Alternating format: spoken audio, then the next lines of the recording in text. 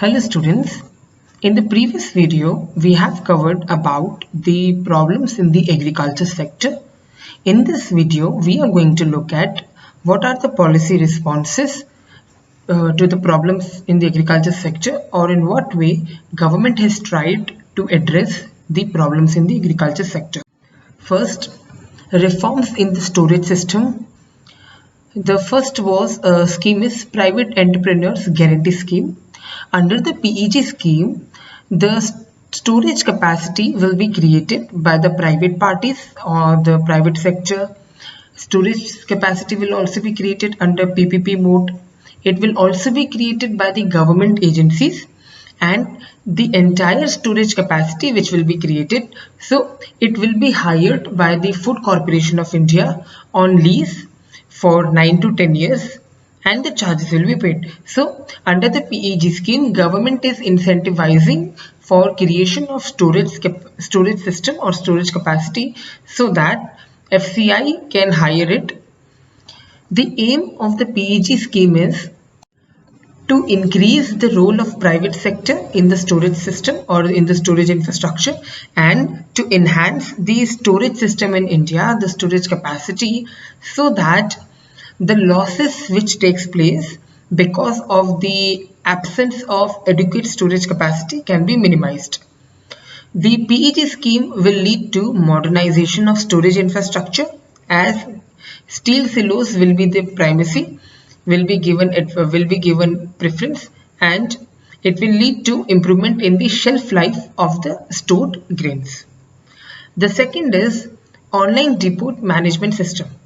Now this online depot management system will streamline the process, will eliminate the human clerical errors, and will help in online real-time monitoring.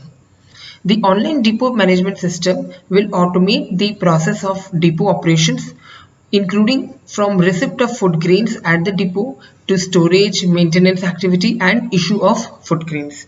Thus, this will bring transparency and will ensure and will lead to real-time monitoring. One is about agriculture credit, because we have seen that credit has been one of the major problem, and so government fixed targets regarding agriculture credit so that adequate credit is available for the agriculture sector. For the fiscal year 2019-2020, the target of agriculture credit was fixed at rupees 13,50,000 crore. So this much agriculture credit was fixed. Thus, it ensured that adequate credit is available in the farm sector. Apart from this, Rural Infrastructure Development Fund was created so that activities like watershed development, irrigational activities, roads can be done, which will aid the growth in agriculture sector and will reduce the logistic cost associated with transportation, etc. The government has also created a dedicated micro insurance fund under the NABARD, which is National Agriculture Bank, okay, with a corpus of 5,000 crore for expanding micro irrigation projects under Pradhan Mantri Krishi Sinchai Yojana, the per drop more crop scheme. Now, this will ensure that the irrigational coverage is enhanced and the monsoon dependence the dependency of farmers on the monsoon is reduced, and this will also lead to a reduction in the crop failure cases. The government also provides loan waiver to the farmer in case the crop gets destroyed, etc. It also provides interest subvention if the loan is paid on timely basis, and it also provides crop insurance under Pradhan Mantri Fasal Bima Yojana. So under Pradhan Mantri Fasal Bima Yojana, in the year 2018-19, the 564 lakh farmers applications were insured for a sum of rupees 2,35,642 crore. Through the Fasal Bima Yojana, the government is insuring the farmers against the losses, and in case if the loss takes place in the farm due to some reasons which I mentioned in the policy document, they can get claim from the insurance company. Look at few of the policies which were launched by various states. the policies in with respect to agricultural credit which were launched at the state level. One is Kalia scheme, which is Krishak assistance for livelihood and income augmentation. This scheme was launched by the government of Odisha. Under the scheme, the government provides financial incentive of rupees 25,000 per farm family over 5 seasons, whereas for landless agriculture or for tenant, the financial assistance is rupees 12,500. Here direct cash incentive or cash support, financial support is provided so that the farmer can purchase essential equipments and does not fall in the trap of debt. So by rather than taking the money from money lender, the farmer is getting money from the government. The second is Mukhyamantri Krishi Ashirvad Yojana, which was launched by Jharkhand government. Under this, the small and marginal farmers of the state who have an arable land of up to maximum 5 acres are given a grant in aid at the rate of rupees 5,000 per acre per year. And then the Telangana government launched the Raitu Bandhu scheme. Here also cash incentives are provided. Thus, rupees 4,000 per acre per season financial incentive is provided to all the farmers in the state, and in Telangana farmers are also known as patadars. Then at the national level there is PM Kisan Samman Nidhi Yojana. Under this scheme, the government of India provides rupees 6,000 cash incentive or financial or income. It is not an incentive, it is a cash transfer actually. So government of India provides rupees 6,000 cash transfer to the farmers yearly in 3 installment, or so installment of rupees 2,000 each. The amount is transferred to the farmers bank account through DBT mechanism.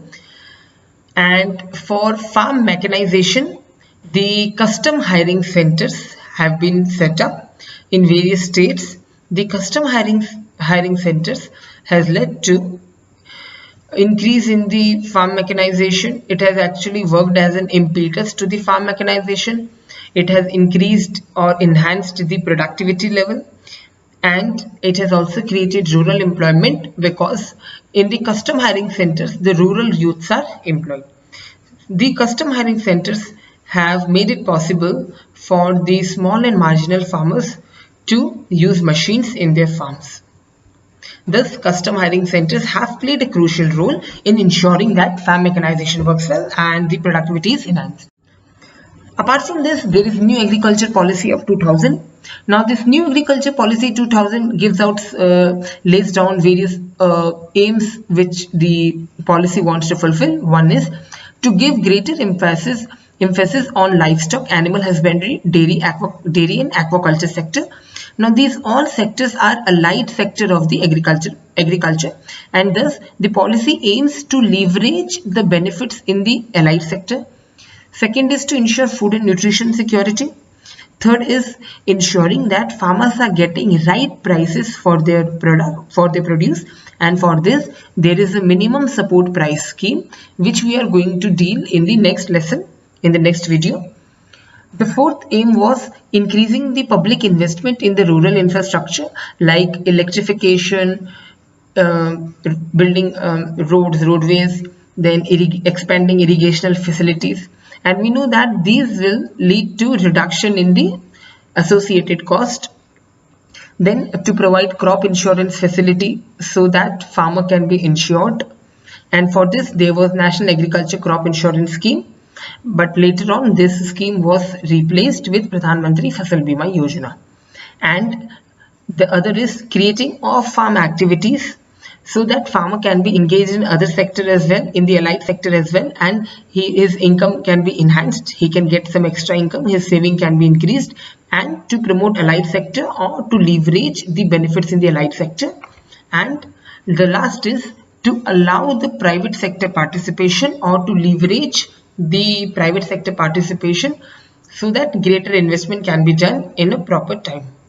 Now, apart from this, for the allied sector, there are various other policies which were launched, like for the Gokul mission for the cow. So Rashtriya Gokul mission was launched. Under this mission, breed improvement programs are conducted for indigenous breeds.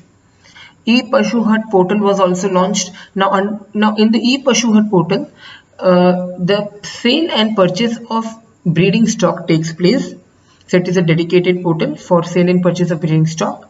For preventing the loss of livestock because of disease, the Livestock Health and Disease Control Scheme was launched. In the scheme, vaccination is done in order to avoid disease like foot and mouth disease, brucellosis, etc. Now, this ensures that the cattle is vaccinated and it prevents loss of livestock. And the last is Fisheries and Aquaculture Infrastructure Development Fund. Now, this fund was created recently, close to 2 to 3 years back. Now, under this fund, the total outlay is 7,500 crore, and the objective is to increase the productivity and production in the fisheries and the aquaculture sector. Thus, Fisheries and Aquaculture Infrastructure Development Fund is a best step and is the timely step in the aquaculture sector. Now, let us look at few practice questions. Question first is, consider the following statement. Under the PEG scheme or the Private Entrepreneur Guarantee Scheme, government gave grant and aid to states to set up storage infrastructure with participation of private sector. The second option is the infrastructure is leased by the Food Corporation of India for 9 to 10 years. Here the correct option will be answer 3. Only second is right because option first is wrong, because grant and aid is not provided to the states and the infrastructure can be set up either by the private sector, either by the government or on the PPP basis. So option first is wrong. And so the correct answer is option 3. Thank you.